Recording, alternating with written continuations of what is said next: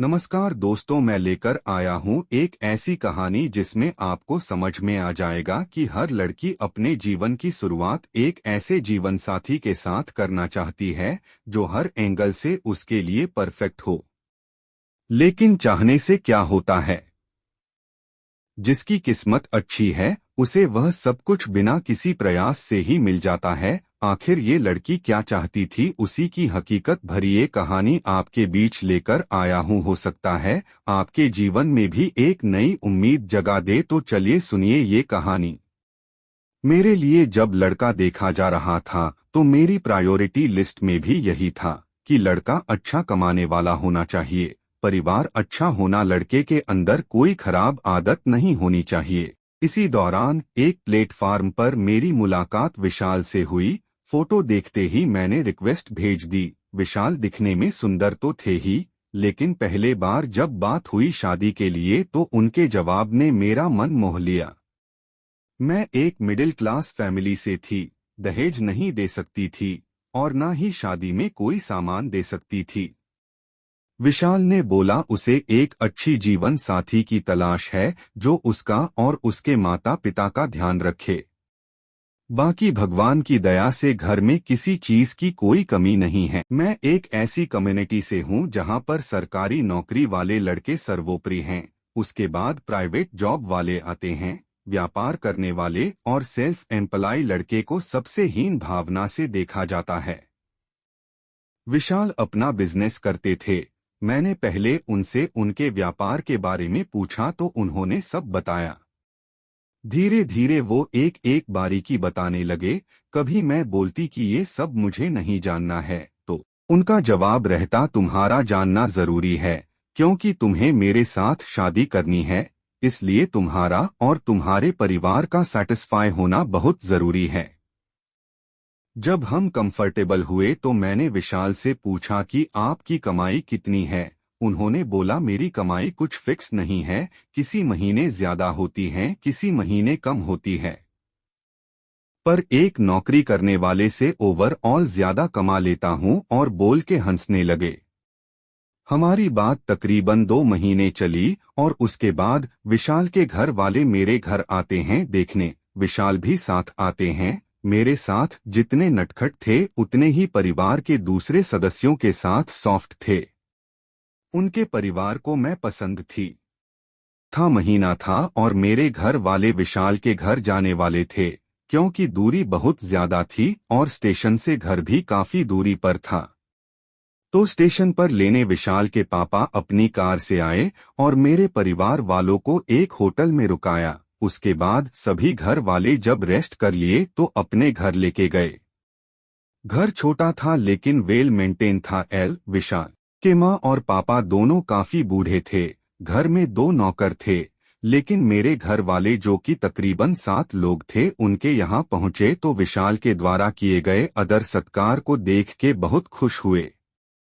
घर आके मेरी बहनें विशाल और विशाल के घर वालों की तारीफ करते थक नहीं रहे थे। मैं भी खुश थी।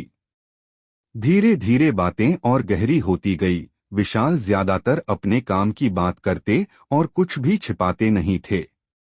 उन्होंने मुझसे बोला था कि व्यापार करता हूँ सिया, फ्यूचर के बारे में कुछ नहीं बोल सकता। एक नौकरी करने वाले की तरह मेरी कोई फिक्स कमाई नहीं है। पहले तो मुझे ठीक लगता, लेकिन जैसे जैसे शादी की बात आगे बढ़ रही थी मुझे अंदर से एक अजीब डर लग रहा। विशाल के भविष्य को लेके, उनकी इंस्टेबल कमाई को लेके। मैंने विशाल के सामने ये बात रखी तो उन्होंने कहा, देखो तुम्हारी जिंदगी में इस फैसले के बीच नहीं आना चाहता। मैंने तुम्हें एक एक चीज सही बताई है, क्योंकि झूठ की बुनियाद पे कोई रिश्ता नहीं बनता है। और ये भी सच है कि एक नौकरी करने वाले की तरह मुझे फिक्स कमाई नहीं होती है, लेकिन यदि साल के अंत में देखा जाए तो मेरे सभी साथियों से सबसे ज्यादा कमाई मेरी होती है। और अब इस बारे में कोई बात नहीं करना चाहता हूँ। तुम्हारा जो निर्णय हो वो मुझे बताना, तुम्हारे फैसले की कदर करूंगा। ये विशाल का आखिरी मैसेज था। इसी भी मेरे रिश्तेदार भी बोलने लगे कि क्या काम करता है, कुछ समझ नहीं आता। तभी कुछ दिन बाद तरुण का रिश्ता आया। तरुण सरकारी नौकरी में थे, बात करने में भी ठीक थे। अब मैं फंस चुकी थी। एक तरफ विशाल का सादगी भरा व्यक्तित्व मुझे आकर्षित लगा, दूसरी तरफ तरुण की सरकारी नौकरी जिंदगी की सिक्योरिटी मुझे आकर्षित लगती। एक तरफ विशाल अपने काम की छोटी से छोटी चीज मुझे बताते, दूसरी तरफ तरुण काम के बारे में बात करने से चिढ़ते थे। क्योंकि लड़का सरकारी नौकरी करता है, ये बोल देना हो काफी था। इसी के साथ घर वालों ने जब तरुण के घर पे बात की तो उन्हें दहेज चाहिए था, पर लड़का सरकारी नौकरी का था तो किसी को किसी चीज की परहेज नहीं था। काफी सोचने के बाद मैंने विशाल को मना कर दिया और तरुण से मेरी शादी हो गई। विशाल समझ गए थे कि उनके काम की वजह से उन्हें मना किया गया है, पर उन्होंने कोई जवाब दे या सवाल नहीं किया। लेकिन शादी के कुछ दिन बाद पता चला कि तरुण ड्रिंक करते हैं और मुझे शराब पीने वाले लड़कों से नफरत थी। पर किस्मत ऐसी कि पति ऐसा मिला जो शराब पीता हो।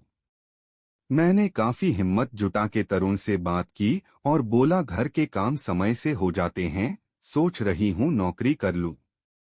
तरुण ने तुरंत मना कर दिया, बोला कि जरूरत नहीं है, घर कौन देखेगा अगर तुम नौकरी करने लगी तो। यही नहीं, यदि मुझे किसी चीज की जरूरत होती है तो तरुण का एक जवाब होता है, पता है कितने मेहनत से पैसे आते हैं और तुम्हें 2 मिनट नहीं लगते उड़ाने में।